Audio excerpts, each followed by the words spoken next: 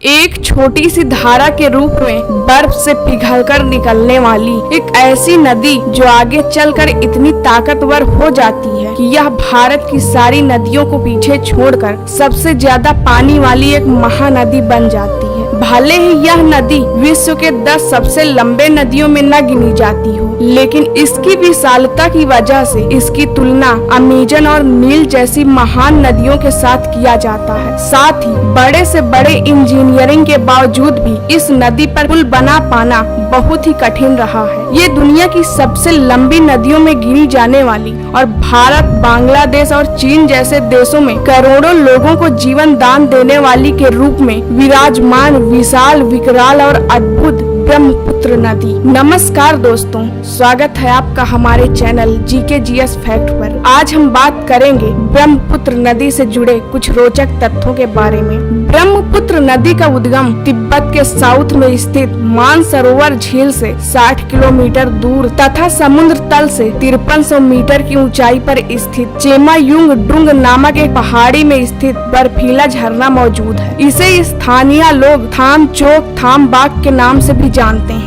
ये धारा इसलिए खास है क्योंकि यह ब्रह्मपुत्र नदी का उद्गम स्थान है। जैसे ही ये नदी तिब्बत की पहाड़ियों से होकर आगे बढ़ती है, इसमें छोटी बड़ी पहाड़ियां, नाले मिलते हैं, जिसकी वजह से ये विशाल रूप ले लेती है, जिसे तिब्बत में सम्पू के नाम से जाना जाता है। देखिए, ये अपनी 2900 किलोमीटर की समुद्री मिलन की लंबी यात्रा का अधिकतर हिस्सा तिब्बत की पहाड़ियों से ही गुजारती है। लगभग 1800 किलोमीटर तिब्बत में चलने के बाद ये अरुणाचल प्रदेश से भारत में एंट्री से पहले सम्पू हिमालय की पहाड़ी घाटी में एक गहरी घोड़े नाल का आकार बनाती है। ये वही जगह है जहाँ चीन द्वारा विशाल डैम बनाने की धमकी मिलती है। अरुणाचल प्रदेश में पहुँचते ही इस नदी का नाम सम्पू से दिहांग पड़ जाता है। साथ ही यह दिहांग नदी लोहित जैसी नदी से मिलकर ब्रह्मपुत्र, असम और वहाँ से निकलकर पहुँचती है बांग्लादेश में, जहाँ इस नदी को जमुना के नाम से जाना जाता है। बांग्लादेश में एंट्री के बाद यह मिल जाती है पद्मा नदी से, जिसे भारत में गंगा नदी के नाम से भी जाना जाता है। और इन दोनों विशाल नदियों से बनी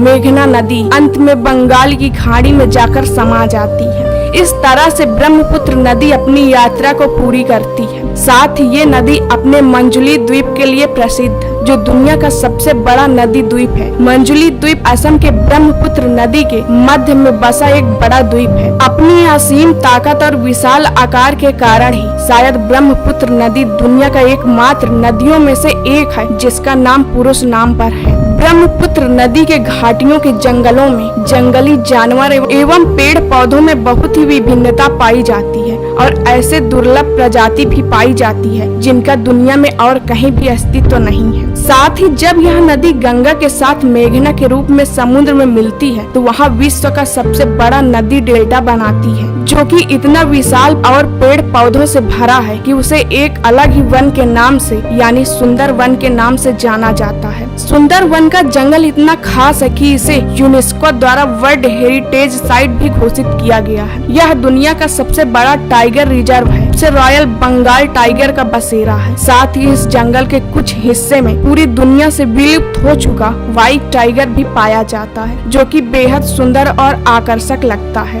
ब्रह्मपुत्र नदी केवल देखने में ही नहीं खूबसूरत और आकर्षक है, बल्कि यह नदी अपना रौद्र रूप भी धारण करने वाली है। हर साल मानसून में इस नदी का पानी उफान पर होता है, जिसमें आसपास के लाखों वर्ग किलोमीटर का एरिया जलमग्न हो जाता है और ब्रह्मपुत्र नदी किसी समुद्र की भांति फैल जाती है।